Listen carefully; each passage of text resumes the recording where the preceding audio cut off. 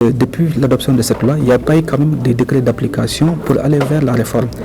Qu'est-ce que cela veut dire? Ça veut dire simplement qu'une réforme est toujours complexe, est toujours difficile. Donc il n'est jamais facile de réformer parce qu'on va toucher des pratiques, on va toucher des croyances, on touche peut-être à des intérêts économiques, etc. Et donc c'est tout ça qu'il faut adresser. Et c'est pour cela que nous disons que c'est vrai, on est optimiste, mais il faut être prudent. Il faut être prudent parce que c'est la terre, c'est le foncier. Et donc, certes, on va vers l'adoption d'une loi sur le foncier au Sénégal qui va peut-être octroyer des titres de propriété, des droits réels à des communautés, à des investisseurs, à des populations.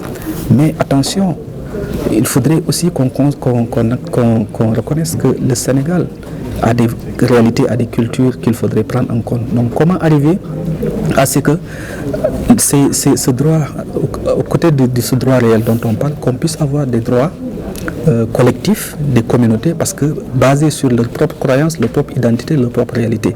Et donc à ce point, la société civile reste sur sa fin parce que l'orientation, en tout cas les hypothèses de réforme aujourd'hui qui sont dégagées, c'est vrai, on prend en compte certaines de nos préoccupations, mais les préoccupations essentielles, notamment sur comment arriver à protéger les femmes pour qu'elles aient accès à la terre, leurs droits, comment arriver à faciliter l'accès des jeunes également à la terre. Ce n'est pas simplement de créer des domaines agricoles communautaires pour dire qu'on règle le problème.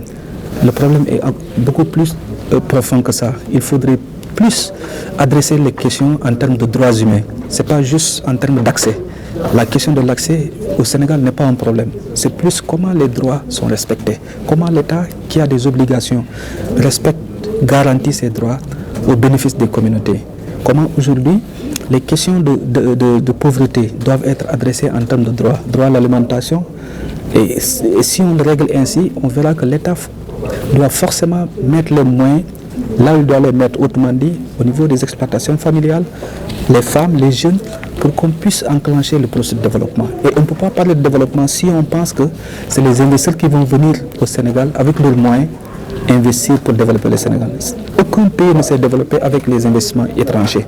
Les pays qui sont développés sont appuyés sur les investissements locaux, sur les mobilisations des ressources, sur le dynamisme du secteur public national, du secteur privé national, c'est également les acteurs de la société civile, les populations elles-mêmes, pour vraiment aller vers une volonté ferme de dire qu'on va assurer l'autosuffisance alimentaire, et c'est tout à fait possible, mais c'est à condition que l'ensemble des droits des communautés soient respectés.